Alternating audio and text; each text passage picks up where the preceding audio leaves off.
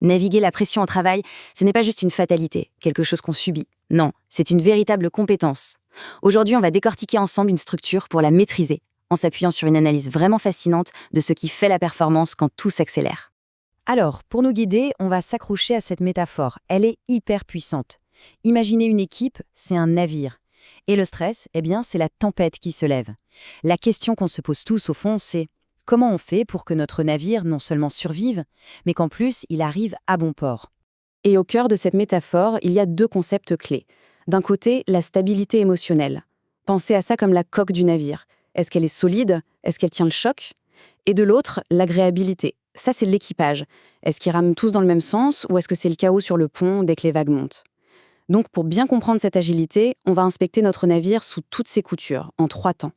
D'abord, on va regarder la coque, c'est-à-dire la stabilité de chaque individu. Ensuite, on passera à l'équipage pour voir comment l'équipe collabore. Et enfin, on jettera un œil aux outils de navigation, la façon même dont le travail est conçu. Allez, on commence par les fondations, par la base de n'importe quel navire qui se respecte, sa coque. Ici, ça représente la stabilité émotionnelle d'une personne.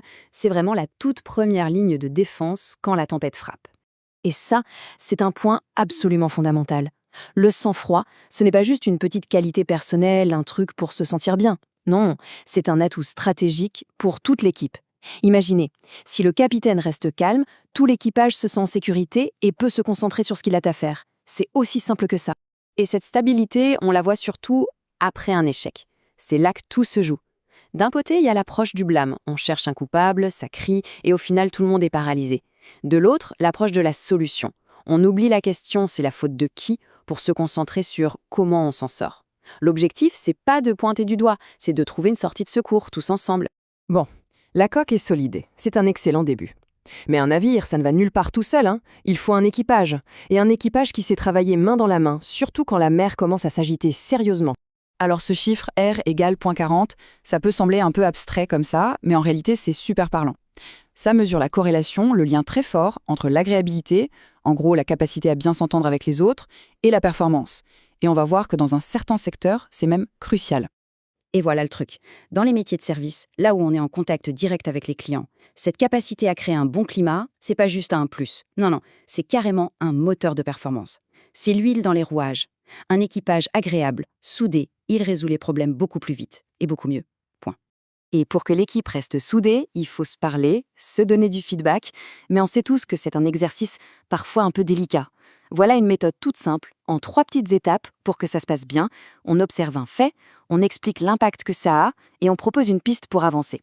Le but, c'est jamais de critiquer, c'est de grandir ensemble. Parfait! On a une coque solide, un super équipage, mais même le meilleur équipage du monde est complètement perdu sans une carte et une boussole. Ces fameux outils, pour nous, c'est l'environnement de travail et la façon dont les tâches sont organisées. Jetez un œil à ce graphique, c'est assez frappant. Il nous montre que l'autonomie, c'est-à-dire la liberté de choisir un peu ses méthodes, a un impact énorme sur la performance, surtout dans le secteur de la haute technologie. Donner de l'autonomie à l'équipage, ce n'est pas un luxe, c'est un véritable booster d'efficacité. Et puis, il y a un autre aspect clé, l'interdépendance. Quand le travail d'une personne dépend directement de celui d'une autre, le moindre grain de sable peut gripper toute la machine. Le stress d'un seul membre de l'équipage peut se propager comme une traînée de poudre. La seule solution, la communication. Une communication proactive. C'est le système nerveux du navire, c'est ce qui évite les collisions. Ok, on a inspecté la coque, l'équipage et les outils. Maintenant, la grande question. Concrètement, qu'est-ce qu'on fait de tout ça? Comment est-ce qu'on devient, à son échelle, un meilleur capitaine? Et on en revient à notre point de départ, à notre navire dans la tempête. Ce qu'il faut vraiment retenir, c'est que la résilience, la vraie, ce n'est pas juste un de ces 3 éléments. C'est l'alchimie parfaite entre une coque solide, un équipage soudé et les bons outils.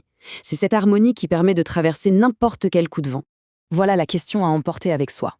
Un petit défi, prendre le temps d'évaluer la solidité de sa propre équipe, la stabilité de chacun, la qualité de la collaboration, la pertinence des outils. Et le faire avant que la prochaine tempête ne se lève. Parce qu'une chose est sûre, des tempêtes, il y en aura d'autres. La question n'est pas de savoir si elle arrive, mais quand. Et ce jour-là, il vaudra mieux être prêt.